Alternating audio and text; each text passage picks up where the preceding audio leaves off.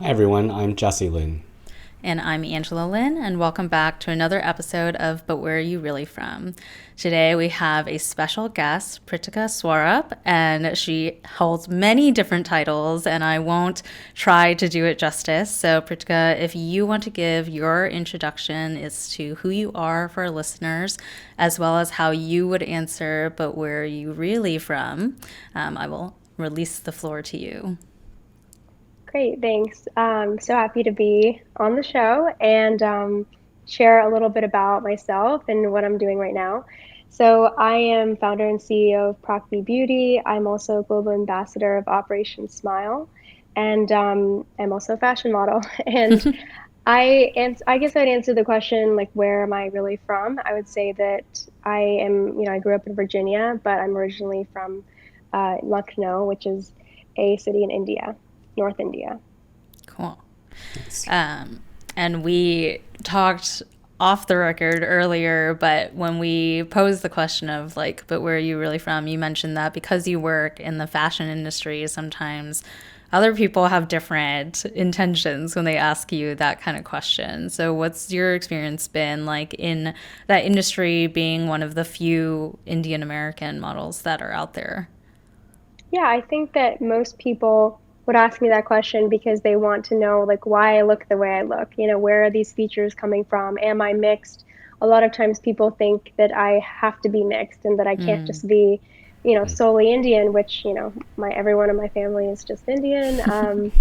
And yeah, I think a lot of it just has to do with diversity in the industry and making sure that I guess each designer kind of like fills certain boxes when it comes to that. And I know it's changed a lot, but like there was a certain point in time where I was like the only Indian model in New York, and not saying I was the first Indian model ever, but in that city, it was just like kind of a surprise to see how there was such a lack of Mm-hmm. representation.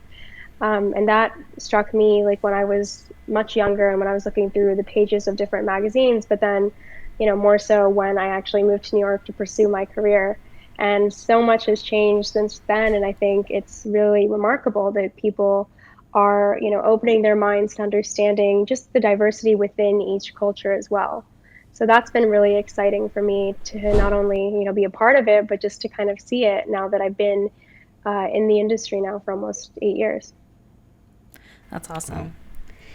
You seem to have a very positive outlook and intention coming into this question, and it is a little very much of a mixed bag for our guests. Like some of them are like eye roll, or some of them are like very outwardly positive about it. What kind of drives your maybe not intention, like your positive feeling behind answering that question? Well, I think it's because I've seen all sides of it. I mean, I've seen like, from the very beginning when diversity was just like a trend, and I've seen it kind of transform into, okay, people actually care about representing the true diversity of this world, and having their brands resonate with every single person that may be looking at an ad or at a commercial.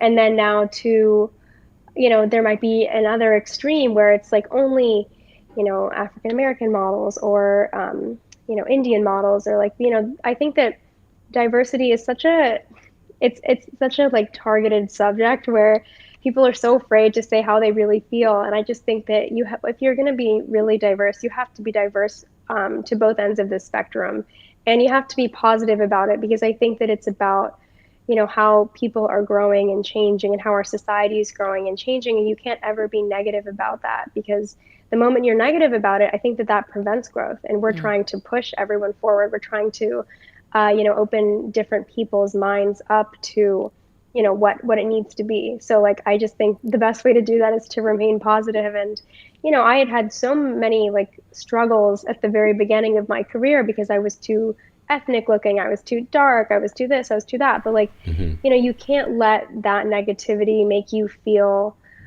insecure about yourself or your position in an industry or your position in this world. You just have to know, like, okay, this is what I'm going to do. I'm going to do my very best, and I'm going to be the best like I can be, and that's what you have to do. And so that's like how I kind of started. And I think that's because my mom, like, she's a very positive person. She's also very much, she's taught me meditation. She's taught me to move through life with intention and all of these things. kind of build up and make you realize like that's how you just have to be, especially in an industry like, fashion. I love that. I love that too. It's kind of like take me as I am 100%. Yeah. I'm beautiful, or that's on you. And it's Right. it's such a resonating thing for me because like I haven't until very recently been like I feel full potential power here, like with my life, how I look, like my relationships. And so to hear that coming from other people is like I like it. Yes. But that's kind of what happened is like, I feel like when you try to be something that you're not and you're like, okay, I've got to be perfect. I've got to be super edgy for, this kind of job, or I've got to be like, X, Y, or Z for something else, then you lose that like inner confidence. So you just, and you realize that it's not about you. Like at the end of the day, if you're not, selected for a job, or if you're not going to end up, I mean, it doesn't even have to be in fashion. It can be in like engineering or whatever you end up doing.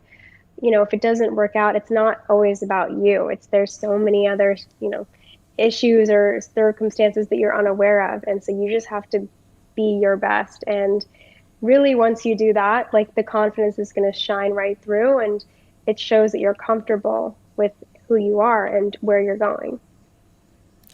I feel like everything you just said is like what I've been spending years of like intentional self-growth trying to like accept, mostly like especially the idea of like it's not about you. It's like it's not personal. It's, there's so many things out of your control that are shaping the thing that's happening right now, and don't take it personally because that will only kind of ruin it for yourself. But it's really cool to hear you like so confidently state those things, because it's definitely one of my biggest struggles. It's just like, how do I think outside of myself in any given situation and just like accept it for what it is. So really cool to hear you say that. We all struggle with it. Like it took years, and I think it's okay. It's okay that it's a struggle because it's going to be. Yeah. Yeah. So you mentioned meditation, and I read that your mom was or is still a yogi. So you were kind of brought up in more kind of spiritual practices and stuff. And one of our previous guests is one of my old roommates, but also one of the most spiritual people I know, Sandeepa. And we had an episode talking about kind of like Eastern versus Western medicine, because she's a Western trained doctor, but grew up very spiritual and practiced Ayurvedic practices as well. So we had like a little bit of an introduction into that, but I read that, Prakti, your beauty line, it was highly inspired by and takes kind of nods from Ayurvedic. Can you explain a little bit about like the influences that you had from that respect growing up and how it inspired you to create your beauty line? Yeah. So, I mean, I think the biggest thing with Eastern versus Western beauty is that Eastern beauty has this like holistic philosophy. So it's like all about, it's all about the mind, body, and soul, and that connection and that balance. And I think, so this is like something in my family too, because my father's an eye surgeon. So he's all about Western medicine. My mom is all about, Eastern medicine and practices. So I kind of got the balance from them. So I think that, when I was developing Prakti too, I mean, just because of my upbringing and my mother's influence and my father's influence, I think that it was great to be able to kind of craft this like integrated approach to everything.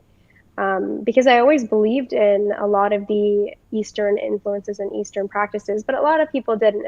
And, I definitely used to say, oh, that can't possibly be effective, or that can't possibly, work for me, whether it's like ingesting something or literally taking a piece of aloe vera like off of my plant and like applying it all over my face. But I mean, it works, it tightens and it brightens. And, all of those things, when you're like a little bit younger, when you're exposed to it, you're not exactly sure what that's going to do. But I think just my upbringing had a lot to do with this sort of hybrid concept that Prakti is based off of, and how we made this concept, which is like the cultural richness and spirituality of India with the contemporary energy and technology of the West. And it's really like who I am too, because like I'm really comfortable with my American heritage. I'm really comfortable with my Indian culture, and it's never something that I've felt like I had to choose between, or that I had to kind of like maybe had to be one more over the other. And I think a lot of people have struggled with that. And I think like as far as like Western philosophies and practices when it comes to wellness, change a lot, and they're also based off of, I guess you could say like physical appearance. I don't want to say it's all about physical appearance, but it's much more about physical appearance. Like, okay, use this cream and you're going to get rid of your acne, or use this cream and you're going to get rid of your discoloration. Like, that's just not really how Eastern medicine, was built. So that's like a key difference, I think, there.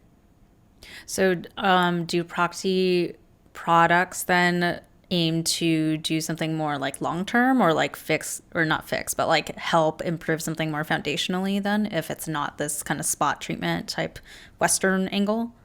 I mean, so like the thing about Prakti is also we wanted to kind of bring Indian beauty to the forefront, and I don't want to say level up, but a lot of the other, I guess you could say, Indian and Ayurvedic brands that were out there and that are out there are about repackaging traditional recipes and ingredients and not really innovating in the space. And I really wanted to do that with Prakti. So like our Instant Glow exfoliator, it also has that like that modern aspect where it's like, and it does give you that instant glow, but it's about like nourishing like the skin and the soul.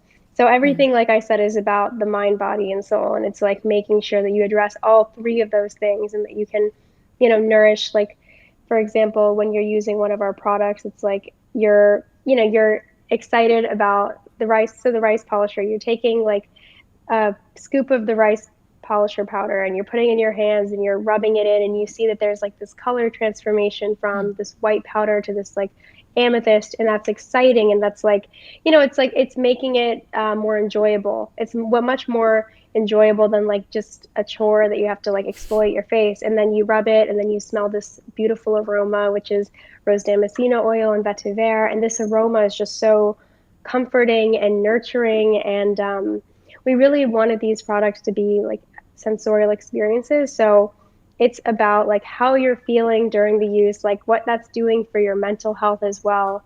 And not only just having an instant glow or having plump, dewy, and glowing skin. Like, it's because like we only have two products out right now. We just launched our second one, and we're launching a new product every 3 months. So Cool. each product has like a completely different experience, but it really is like addressing like, I guess, addressing beauty holistically. And as far as like long-term effects, I mean, these things aren't, I mean, beauty products aren't meant to be relied on. You shouldn't rely on them. They're supposed to like for example, Pretty Polish, like you exfoliate, but it's not like a daily chore. It's not like a daily cleanser. It's like something you're doing extra for yourself because you're taking that step to like do better, and take care of yourself.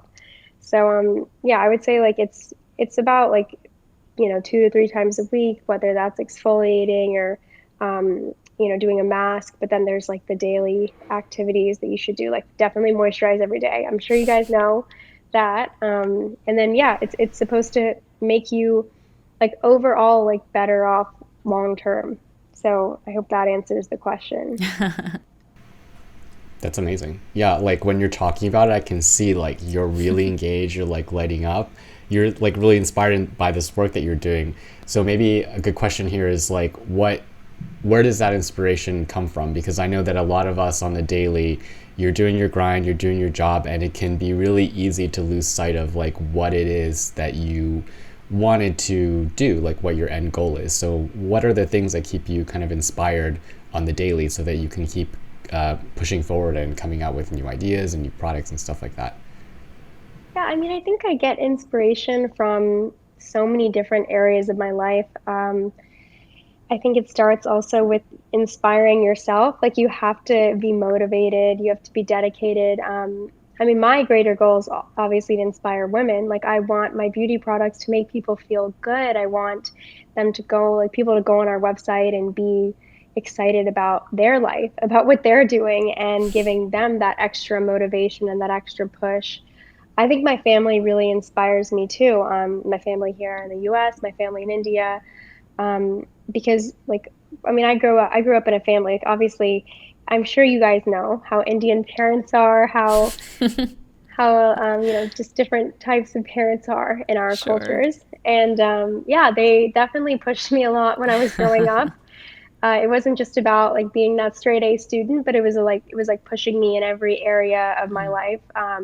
I also got involved with Operation Smile when I was in like 8th grade, and it was about volunteering and finding ways to give back and like, just kind of building this well-rounded area of interest. And so anyways, they inspire me a lot too, because whenever I'm feeling super overwhelmed, as I do a lot, like between all of my different involvements, I'll just like give my mom a call, or I'll give my dad a call. And like my dad is very, very hardworking. He is an eye surgeon. He, goes and travels to different offices every day. And, he gets up at 4 in the morning and drives 3 hours to go to his office to work. And then he'll drive Wow. to another office. And it's interesting growing up with a father like that, because it's like anything I ever do, it's not as difficult. It's Oh not no. as difficult as waking up at 4 in the morning and driving 3 hours in complete like pitch black. Like Wow. it's just, yeah. So there's that. And then also just, I mean, I literally will get a DM from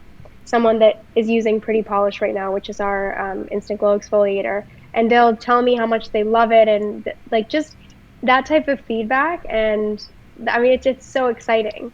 Like I can ride off of that for a week. Like it'll be like one comment, and I get so excited because I feel like, what we're doing is really making a difference. And I guess that goes and it translates to other areas of my life too, like even like with Operation Smile, and even like with in the fashion industry, and like what I've done with my career there. I just think that it's like when you realize that you're like actually, making some kind of difference, whether it's big or it's small, or if you're impacting anyone else's life in a meaningful way, it just kind of drives you forward. And I guess I really got my first taste of that, when I first started working with Operation Smile too. Like that was literally how I understood, what fuels my fire.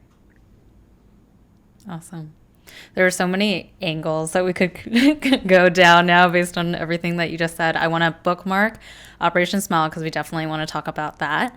But you mentioned getting like this positive feedback and like how knowing that you're making a difference is what like helps drive you forward.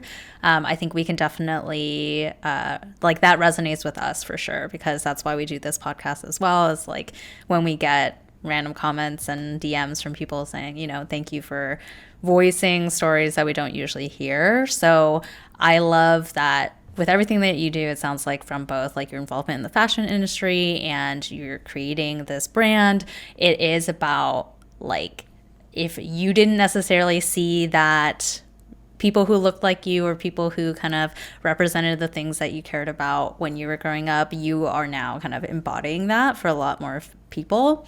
And so I'm curious, because you do have legs in both fields right now, of like you're in the fashion industry as a model, but you also are an entrepreneur with this beauty brand. Are you like, is there one versus the other that you're getting like more people kind of reaching out to you and saying, getting inspired by your role in either one? Or is it like equally, you have like young girls reaching out to you about the model side and also just like users of the products on the other side? That's a good question. I feel like it depends. I think sometimes it'll be more about Prakti, sometimes it'll be more about what I've done in the industry. I think a lot like there'll be moments like, for example, the Prabal Gurung campaign. I had so many people reach out to me about the fact that I was the face. I mean, I am the face of his bridal collection, because people just hadn't seen like an Indian woman in, in different like bridal, Yeah. dresses. Like they had just never seen that. And I guess that didn't strike me until like after, after we did the shoot. I just think it depends. Sometimes it'll be more about like Prakti, or it'll be more about something I do, with my career in modeling. I think for so long it was all about, oh, I'm just so happy to see someone who looks like me, representing, our culture, representing like, someone like, I guess, like me. Like that was basically, I guess, for a majority of my career, like that was basically like the feedback I would get. And I felt like really good about that, because I didn't really have someone like that when I was growing up. And I was just, I mean, I was from like, middle of nowhere, Virginia. And, obviously I didn't think that modeling was something I would be able to do.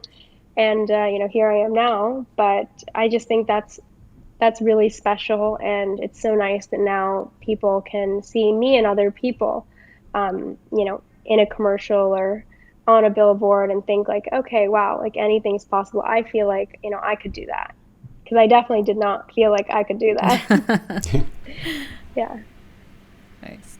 And I think with Prakti, people are very excited about it, not only for the diversity, because of the diversity aspect, like of the brand and how we're bringing Indian beauty to the forefront of the beauty industry. People are just excited that I've actually taken that step,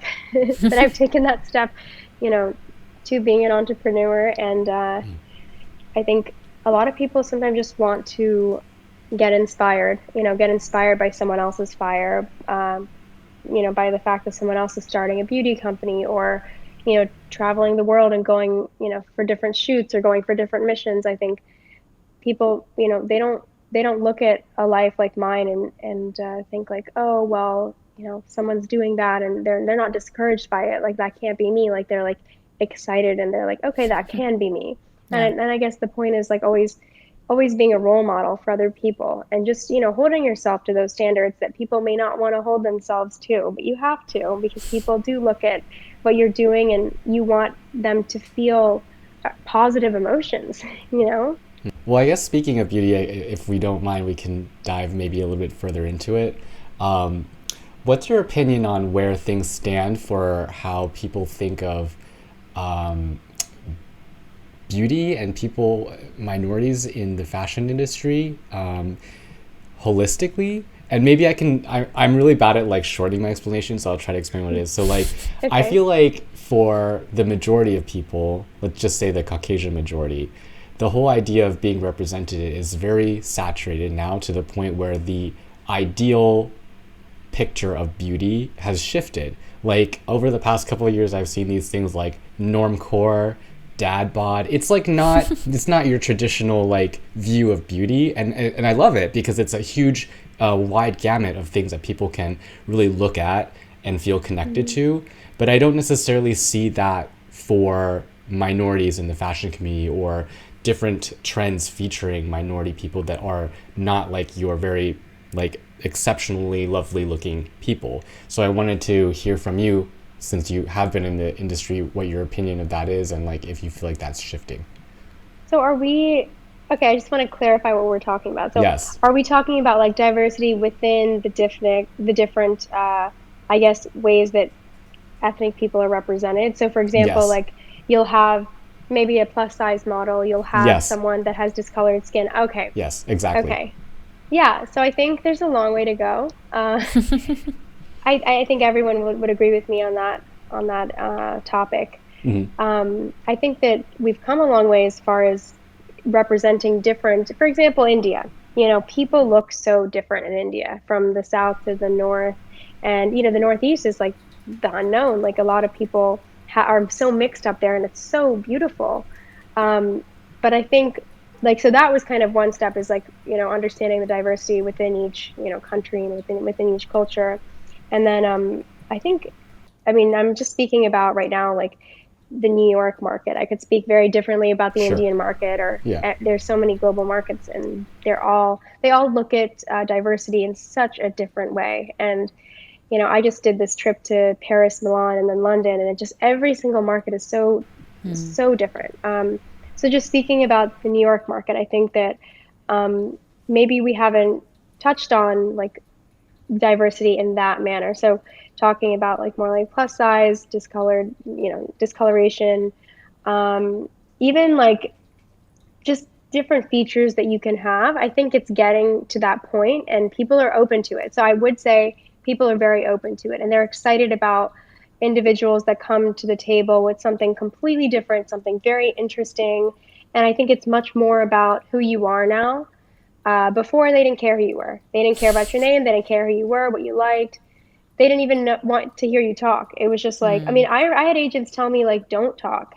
Wow. Like, don't talk at castings. You're way too, you're way too polite. You're way too polished, or green. Like I would talk a lot because I'm a happy person. And Be so less happy, Oh my God. please.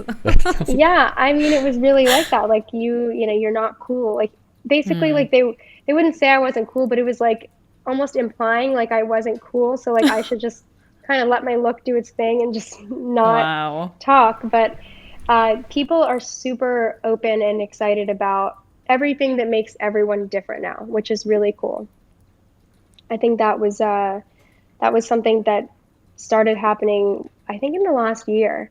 So it may not really be out there yet when it comes to the different ethnicities that are being represented now in fashion. It may not be like out there, but it's happening and people are excited about it and ready for it. So I think it's a step in the right direction, but it's not quite there. And I think there's always room for growth. So just like if you're talking about just the Caucasian pool, there has been a lot of, I guess, progress on that front. And I think that's coming very soon. A totally different topic, but kind of some parallels here is we were just talking about Squid Game the other day because of kind of the hopefulness that having more like multicultural, multilingual content out there has Wait, for. have you watched it though? Because we don't want to I spoil watched anything for it. Okay.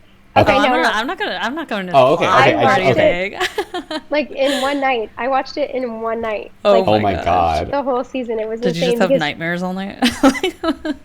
I don't think I had nightmares. I wasn't like so. Is it weird that I wasn't so deeply disturbed? The first episode disturbed me, and then I was like, okay, now I know what I'm in it. Like I'm in this for, and like I know what is gonna happen. And I think I didn't know that it was gonna be so violent. Yeah. Yeah. Yeah, Yeah. I wasn't expecting that. I don't think any of us were. But yes, as someone who watched a lot of what I deem fucked up shit, I also wasn't as disturbed as I think most people. But anyway, so not talking about plot, we were talking about just the fact that like foreign content is now being so globalized thanks to things like Netflix. We were speculating on the hopefulness of it being more normal for like a predominantly English speaking audience to now want to consume different content from all different language based producing companies. So when we were talking about that, I think we also were more realistic as well, which is like baby steps, right? Like it's headed in the right direction, but it's gonna take some time, but we're seeing some progress here. And we gotta just like celebrate the baby steps because they'll keep piling on. So I bring it up because I'm seeing parallels with what you just said of like, our time is not yet there from a total diversity standpoint of all different shapes, sizes, like representations, but it sounds like it is coming. It's just a matter of time. Yeah, I would agree with that. I mean, I can't believe like Squid Game was like, I mean, everyone was talking about it, and Yes. they still are talking about it. But when it just like hit Netflix, and the fact that it's like not even in English, and everyone was like hooked onto it, I thought that was really exciting. And I think also people are like, for example, like I did so much research, talking about the Indian market, just about the different like Asian markets when I was first developing the company, and just thinking about the West and thinking about the Western, like the typical Western individual, they just are so much more open and excited about different cultures and learning about whether that's like food or just the way someone gets married, like all the shows, the matchmaking shows, and Oh yeah. weddings and all of that, that's like all on Netflix. I think people are so much more open and excited and comfortable. And, and it's not as, I guess, I don't want to say scary, but it's not as scary to them. It's not as scary, like the unknown, which is really cool. So I think, to what you were saying, like we're going to see a lot more of that. And I think there's going to be some great shows like coming out of India, coming out of different parts of Asia, even like Europe. I just think that it's very exciting that people are, I guess, this openness is now like contagious across America, across like the UK. And I mean, I think it's always been like slowly inching forward, but I think now like Squid Games just really like showed us that. And we were talking about like with Squid Game, but also with like K-pop and K-drama really, really exploding in the last few years, right? Like how it is opening the floodgate for like, you know, acceptance and interest in just like global content in general. I'm curious if when you were, you know, doing your research for starting Prakti, and you mentioned that the Indian beauty space is less developed, I'm wondering if Kbeauty had any, like, how deeply you looked into that, if that had any inspiration for you or like takeaways that you integrated, just because obviously that like completely is like its own thing that has exploded to a different degree in the last, you know, 5-10 years. So how much was that part of like, you know, your research and anything that you thought about putting into Prakti, if any? Yeah, I mean, it definitely was something I came across. K beauty, J beauty. Like, I mean, I think, yeah, I just think that when I was looking at Indian beauty, I was like, well, why hasn't Indian beauty developed to that scale where Indian beauty can resonate with like the Western consumer? What's that disconnect? And, with K beauty and J beauty, I wasn't super familiar with either of those types of beauty. I mean, I have a good understanding of beauty because of my career, but I just, I didn't know everything about every product and how these beauty products and these beauty practices kind of made that jump in that transition. And when I was looking at Proxy, I was like, why hasn't there been an Indian inspired beauty brand to reach global scale? Like, where is that disconnect? Like, what hurdle do we need to jump through? Just like, these different K beauty companies and J beauty companies had to do in the past. Like, what do we have to do? And I think the biggest thing is accessibility. It's making sure that, the brand is accessible. Something like Ayurveda has been around for a long, long time, thousands of years. Yeah. But it's the way that you message and the ability to be relatable. And it sounds really simple, but I think that Indian beauty and Ayurveda, up till I guess the last year, just wasn't really so relatable and understandable and accessible. I really wanted Prakti from the very beginning to be accessible in every way, like price points, but also with how we communicate with our audience and how we bring Indian beauty into, like, I guess today, like into, like, I guess you could say the modern world. And not to say that Indian beauty isn't modern, but it just didn't really translate. It didn't necessarily translate for like the modern woman. So I kind of looked at it from a different perspective where, like, I knew Indian beauty deserved a seat at the table, as they say. Just like K beauty and J beauty, and French beauty. I mean, it goes on, but Yeah.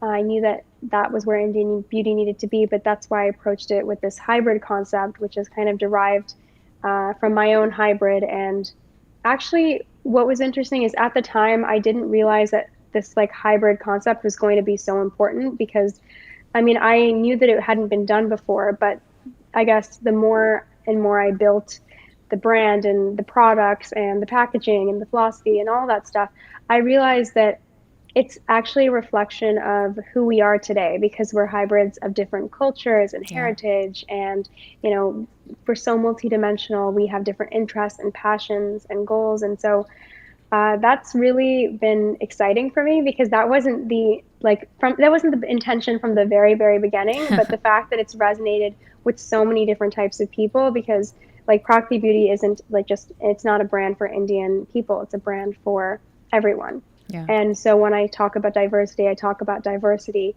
across the board. And I think that people can go very much like, okay, well, this brand is only for, darker skin tones, brown, black, etc. But that's not true diversity. And if we're going to move forward, we've got to do it the right way, which is, completely inclusive. Yeah. I do wonder what that you talk about, like the hurdles that K beauty, J beauty, all these other beauties had to overcome to reach the mainstream audience. And you also just talked about like people kind of making assumptions of if a product is only for certain skin types, skin tones. I'm curious, I don't know if you know this answer either. I'm just kind of talking out loud, but the K beauty thing, because it really just like really exploded. I wonder when that initial leap went from people being like, oh, this is for Asian people, to like you know, everyone and their mom just slapping on a beauty mask from some Korean brand. I don't know when that happened and like what that shift must have been. I think it took much longer than people think that it Yeah. did. I think it was a slow progression, but then it hit a certain point, and then it was just like that was it. You know, within 2 years, everyone knew about Kbeauty.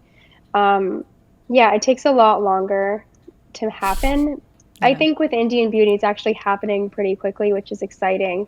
I predicted this a couple of years ago, but you know, right now, like Ayurvedic beauty is like the next hottest beauty. That's that's I guess out there, and I originally thought about this like 4 years ago, but then we started the company a couple of years ago, a little over 2 years ago. I think, yeah, it doesn't just happen overnight. I think that it took like years, and I just think that people became more open to it, and it's just like kind of also a reflection of where we are, like where every mindset is. Like, are you going to be excited about trying something completely out of your comfort zone, completely different than what you're used to? Because it's also like trust. There has to be a lot of trust with a company, with your beauty products, whatever you're using, whether it's beauty or it's like the clothes you're wearing. I think that trust took a little while to build up too. And then once more and more people started using different Kbeauty products, it just kind of spread like wildfire. So yeah, it doesn't just happen. And I think trust is a big thing. And I think with Indian beauty too, a lot of it, a lot of it's homemade, handmade. There are certain things, especially like when I was doing research in India, you can't like for the Western consumer, like they didn't exactly trust products made in India, because at times there are certain like types of certifications and protocols you have to follow, but that wasn't always the case. And even people in India are becoming so much more conscious and aware of what they're putting in their bodies and what they're using on their face, and that's kind of that's like a new trend over there too. It hasn't always been like that. I mean, for years there were like bleaching creams or Yes. bleaching like agents in like moisturizers, and it's like a moisturizer. Not everyone wants to do that to themselves, but yeah, I think there was a lack of trust at some point in certain areas. I don't know for sure in J Beauty and K Beauty, but I definitely know in I Beauty there was that initial lack of trust with products being made in India, and also with handmade recipes. It can go kind of one way or the other. You have to really know how to make the recipe right, and you can't. More is not better, I guess, in a lot of these recipes. So yeah, I think it's different for every type of beauty too, because obviously there's such a deep culture and history associated with J Beauty and K Beauty and I Beauty, and it's about honoring and respecting that, but then kind of translating it for a different audience and kind of just, I guess you could say, like I said, making it more accessible. Well, okay, you talked about building trust. Let's totally switch gears and go towards an organization that has a lot of trust and that you have a deep relationship with. The reason that we were talking is because I think it was the team with Operation Smile that reached out to us about potentially speaking with you. So you mentioned that you started kind of working with them as a volunteer early on. What's the reason why you have such a strong affinity with this specific nonprofit? Because there are so many out there, right? So many different potential causes that you could advocate for. What is the reason why you chose this one and why it stuck with you for so long? Well, I started with them when I was in 8th grade. So, excuse me. So I just saw this video. So I don't know if you've seen their videos, but so it's like a 30-second video where it talks about just the work that they do and the children's lives that they touch and the different countries they go to. And like when you don't know anything about an organization and you watch this video, like every single time I watch one of the videos from our mission trips, like I'm literally in tears. And it's just it like hits you in such a way because you see these children and how they're so grateful and excited and fortunate to be alive, but then they go get a surgery, a 45-minute surgery, that literally changes their life and allows them to be who they are, and show their personality. And so I just watched one of those videos when I was like in 8th grade, and I joined Happy Club, which is the student club at Norfolk Academy. And, Operation Small was founded in my hometown. So, and also at Norfolk Academy, that we had the first like student club. And, at that time, you don't really think that you can do so much to help out and contribute to, a cause like that. But I would like, package supplies in the back and open their mail. And like, I've been with the organization since like our office in Norfolk, Virginia, which was like, much smaller than where we are now. And like, I'm sure, I don't know if you guys have been to headquarters now, but it's beautiful. And it's like to see how the organization has grown and how I've grown with it. And it's so wonderful. But the cause always resonated with me. And from that very first video, and from hearing about the different experiences and reading about like the work that Operation Smile does, I just knew that I wanted to be a part of it. Um, I didn't really know what it was going to be like to be like on a mission and to experience it, because when you're there and you're talking to the different families and you're talking to the different patients. And on my first mission I was an ambassador, but I also was working as a U voice. And so it was my responsibility to talk to the different families and the different patients and just get an understanding of where they were from, what they had to do to find out about Operation Smile, what they had to do to get to the mission site. And you know there's such amazing stories. Every mission that I've been on, I come back and I'm like, oh my God, it's truly incredible. Because we not only perform like this 45-minute surgery, but it's like before care, after care. It's like teaching people how to take care of themselves, whether that's like personal hygiene, whether that's period care. There's just so many different areas that we cover that I actually wasn't aware of from that first, year that I was involved in with the organization through Happy Club. But like over time, like as each organization builds and tries to encompass more and more areas of help.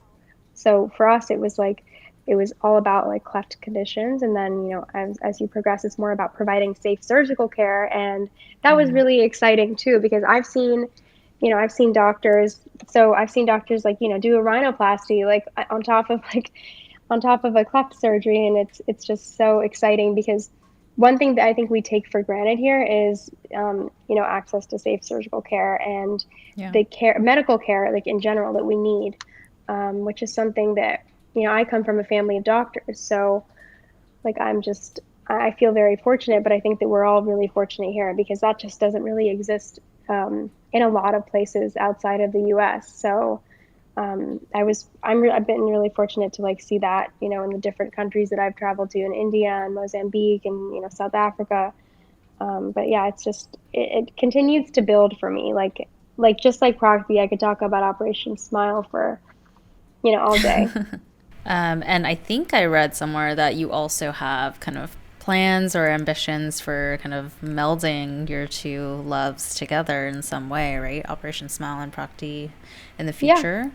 Oh yeah. So I'm a global ambassador for the organization, but Proxy is a brand ambassador for the organization. And so we are focused on, I mean, as you know, we have a couple give back programs to India, and in general, but Operation Smile just seemed like the natural partner for us, not only because of my involvement, but just because I've also been on the ground there in Raipur, and I've seen how we plan to expand. And it's very exciting to partner with Operation Smile at this next stage. So where it's not just my personal involvement and support, but now it's like at that brand level. And I really hope to grow and expand with the organization. And I think that it's really all about growing together. Like, so for me, like I feel like I've grown up with Operation Smile, because like Operation Smile actually gives like students like a platform and a voice. And when you don't think you can do a lot at that level, but you are able to kind of like, I guess you could say, build that part of yourself, where I don't really think a lot of organizations do that at like a young age, like in middle school and high school. So from that level, like I felt like I grew a lot. And now with Prakti, they'll both grow together too. So this sounds like a good point to transition over to our close because the questions are related. So, oh my God, sorry. So if we don't have anything else, we can move forward into the fortune cookie part of our pod, because we always like to end on a sweet treat. So our question for you, kind of a continuation of the discussion, is what are your hopes for Prakti and what Asian or Indian beauty will look like in the future? Oh, that's a good question.